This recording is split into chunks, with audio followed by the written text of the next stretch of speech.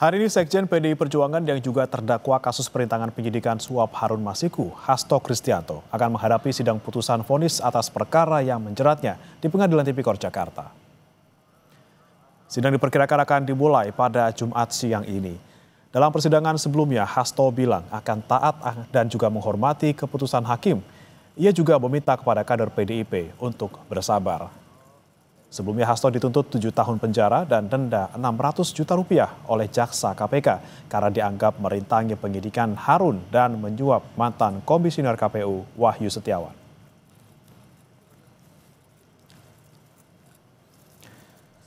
Saudara, sahabat pengadilan yang mengajukan pandangan hukum dari para ahli atau yang disebut dengan amicus curiae ini mengingatkan kita pada sidang Sambo dengan terdakwa Barada Eliezer. Namun kali ini puluhan tokoh mengajukan amicus curiae untuk Hasto Kristianto dalam kasus suap Harun Masiku.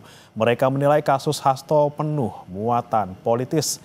Mengapa para tokoh guru besar ini kemudian ramai-ramai mengajukan sahabat pengadilan untuk Hasto? Kita akan bahas bersama dengan narasumber sejarawan sekaligus peneliti Purnabakti BRIN, Profesor Asfi Warman Adam. Selamat pagi, Prof. Asfi. Selamat pagi, Mas. Ya, Prof. Asfi, ini kenapa kemudian Anda ikut bersama-sama dengan 22 akademisi lain untuk mengajukan amicus curiae? Iya, amicus curiae ini sesuatu yang baru ya di Indonesia karena di dalam sistem pengadilan kolonial itu tidak ada. Dalam sistem common law di Inggris dan di Amerika itu ada, dan baru belakangan ini itu baru dimunculkan sebagai upaya untuk menyampaikan pandangan masyarakat tentang sesuatu yang terjadi di pengadilan gitu. Karena menurut Undang-Undang Kehakiman, hakim itu juga perlu mendengarkan apa yang ada di pandangan publik gitu.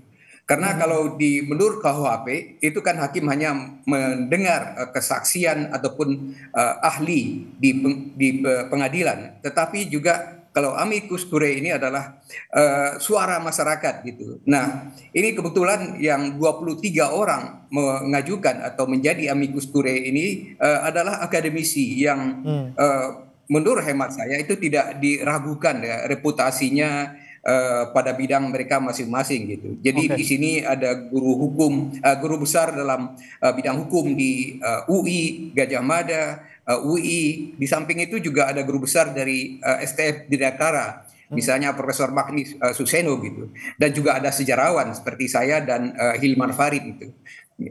Mengapa kami mengajukan? Karena kami melihat di sini ada faktor upaya hukum ini dilakukan untuk kepentingan politis gitu, sangat kental sekali.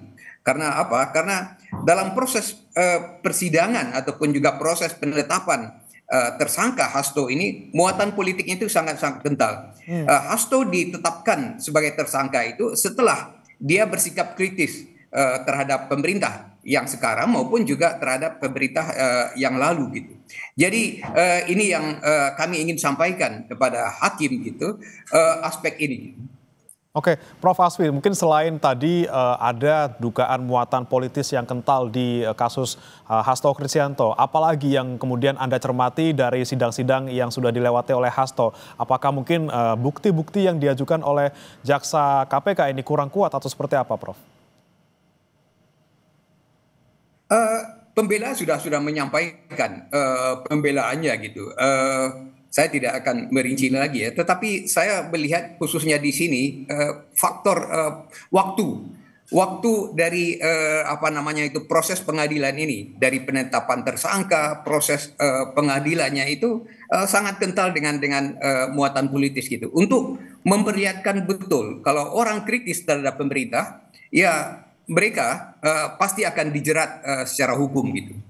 Di sisi yang lain kami juga melihat ada misalnya mantan menteri atau menteri yang sudah diperiksa oleh KPK ataupun juga oleh Kejaksaan Agung, tetapi kemudian kasusnya terhenti gitu karena lagi-lagi karena alasan politis gitu, karena misalnya dia menjadi ketua umum partai yang berkoalisi dengan pemerintah gitu. Jadi kami melihat ketimpangan di sini, ketidakadilan di sini. Oleh sebab itu kami ingin menyuarakan hal ini gitu.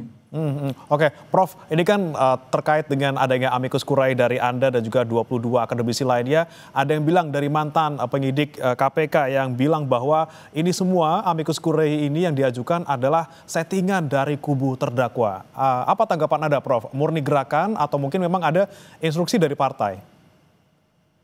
Saya melihat ya dari daftar 23 orang ini, mereka tidak mungkin diatur oleh partai ya. Seorang Magnis Suseno misalnya, seorang Profesor Hayat Moko dari STF Biryarkara gitu misalnya juga, atau apa namanya itu Hamid Usman gitu, Profesor Sulistyo Irianto gitu. Nah itu mereka adalah orang-orang yang betul-betul ya apa namanya itu akademisi yang pada bidangnya reputasinya tidak diragukan dan mereka tidak akan mungkin bisa diatur oleh sebuah partai untuk misalnya menyatakan pandangannya gitu. Oke, baik. Prof. Asfi terakhir terkait dengan vonis yang akan dijatuhkan kepada Hasto Kristianto siang hari ini. Apa harapan Anda? Apalagi setelah Anda dan juga rekan-rekan ini mengajukan amicus curiae. Di dalam tendensi kecenderungan ya pengadilan kita untuk apa namanya itu menimbulkan keputusan yang kontroversi seperti terakhir mengenai Tom Lembong gitu. Saya berharap ya pengadilan itu bisa memperbaiki apa namanya itu citranya, memperbaiki marwahnya itu dengan membuat keputusan yang seadil-adilnya gitu. Oke, keputusan seadil-adilnya kita harapkan nanti di sidang vonis Hasto Kristianto. Terima kasih Prof. Asfi Marwan Adam, sejarawan dan juga peneliti Purna Bakti BRIN telah bergabung bersama kami. Selamat pagi Prof. Asfi.